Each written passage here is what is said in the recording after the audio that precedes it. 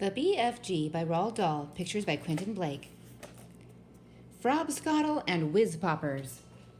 By now, Sophie was beginning to feel not only extremely hungry, but very thirsty as well. Had she been at home, she would have finished her breakfast long ago. Are you sure there's nothing else to eat around here except those disgusting, smelly snozzcumbers? She asked. Not even a fizzwinkle, answered the big friendly giant. In that case, may I please have a little water? She said. Water, said the BFG, frowning mightily. What is water? We drink it, Sophie said. What do you drink? Frobscottle, announced the BFG. All giants is drinking Frobscottle. Is it as nasty as your snozzcumbers? Sophie asked. Nasty? Cried the BFG. Never is it nasty. Frobscottle is sweet and jumbly. He got up from his chair and went to a second huge cupboard. He opened it and took out a glass bottle that must have been 6 feet tall. The liquid inside it was pale green, and the bottle was half full. Here is Frobscottle, he cried, holding the bottle up proud and high, as though it contained some rare wine. Delumptious, fizzy Frobscottle, he shouted. He gave it a shake, and the green stuff began to fizz like mad. But look, it's fizzing the wrong way, Sophie cried. And indeed it was. The bubbles, instead of traveling upwards and bursting on the surface, were shooting downwards and bursting at the bottom. A pale green frothy fizz was forming at the bottom of the bottle. What on earth is you meaning the wrong way? Asked the BFG. In our fizzy drinks, Sophie said, the bubbles always go up and burst at the top. Upwards is the wrong way, cried the BFG. You mustn't ever be having the bubbles going upwards. That's the most flush-bunking rubbish I ever is hearing. Why do you say that? Sophie asked. You is asking me why? Cried the BFG, waving the enormous bottle around as though he were conducting an orchestra. You is actually meaning to tell me you cannot see why it is a scrotty mistake to have the bubbles flying up instead of down? You said it was flush-bunking. Now you say it's scrotty. Which is it? Sophie asked politely.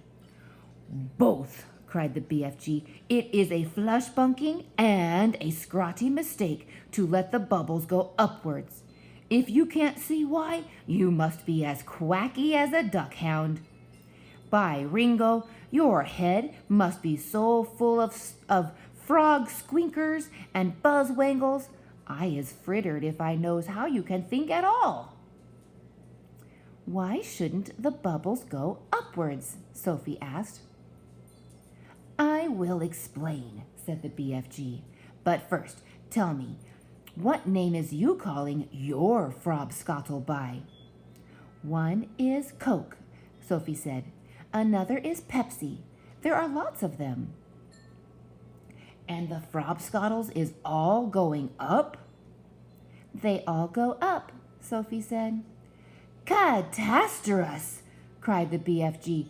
Upgoing bubbles is a catasterous disastrophe. Will you please tell me why? Sophie said. If you will listen carefully, I will try to explain, said the BFG. But your brain is so full of bug whiffles, I doubt you will ever understand. I'll do my best, Sophie said patiently. Very well then. When you is drinking this cokey drink of yours, said the BFG, it is going straight down into your tummy. Is that right, or is it left? It's right, Sophie said. And the bubbles is also going into your tummy, right or left? Right again, Sophie said. And the bubbles is fizzing upwards? Of course, Sophie said. Which means, said the BFG, that they will all come swish-swiffling up your throat and out of your mouth and make a foulsome, belchy burp. That is often true, Sophie said, but what's wrong with a little burp now and again? It's sort of fun. Burping is filthsome, the BFG said. Us giants is never doing it. But with your drink, Sophie said. What was it you called it? Frobscottle, said the BFG.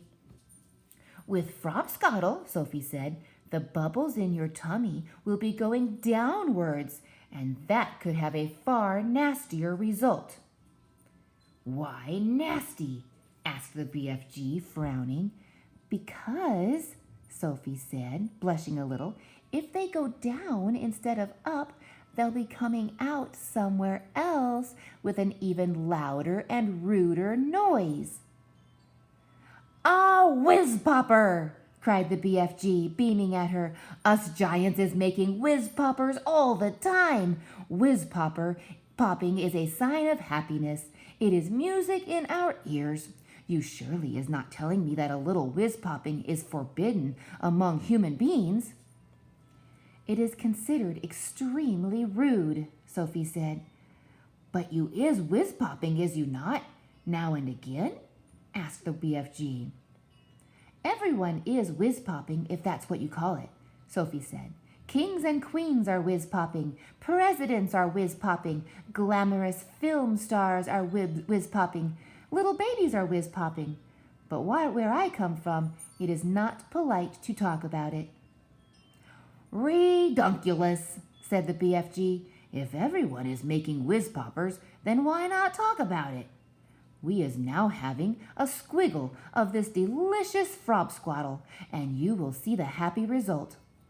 The BFG shook the bottle vigorously. The pale green stuff fizzed and bubbled. He removed the cork and took a tremendous gurgling swig. It's glummy, he cried. I love it. For a few moments the big friendly giant stood quite still, and then a look of absolute ecstasy began to spread over his long, wrinkly face. Then suddenly, the heavens opened, and he let fly with a series of the loudest and rudest noises Sophie had ever heard in her life. They bounced around the walls of the cave like thunder, and the glass jars rattled on their shelves. But most astonishing of all, the force of the explosions actually lifted the enormous giant clear off his feet like a rocket. Whoopee! He cried when he came down to earth again. Now that is whiz-popping for you. Sophie burst out laughing. She couldn't help it. Have some yourself, cried the BFG, tipping the neck of the enormous bottle toward her. Don't you have a cup? Sophie said. No cups, only bottle. I don't know if you can hear that noise, but that's my washing machine getting out of balance. Sophie opened her mouth, and very gently the BFG tipped the bottle forward and poured some of the fabulous frobscottle down her throat. And oh gosh, how delicious it was! It was sweet and refreshing. It tasted of vanilla and cream with just the faintest trace of raspberries on the edge of the flavor. And the bubbles were wonderful. Sophie could actually feel them bouncing and bursting all around her tummy. It was an amazing sensation. It felt as though hundreds of tiny people were dancing a jig inside her and tickling her with their toes. It was lovely. It's lovely, she cried. Just wait, said the BFG, flapping his ears. Sophie could feel the bubbles traveling lower and lower down her tummy, and then suddenly, inevitably, the explosion came. The trumpets sounded, and she too made the walls of the cavern ring with the sound of music and thunder. Bravo! Shouted the BFG, waving the bottle. You is very good for a beginner. Let's have some more.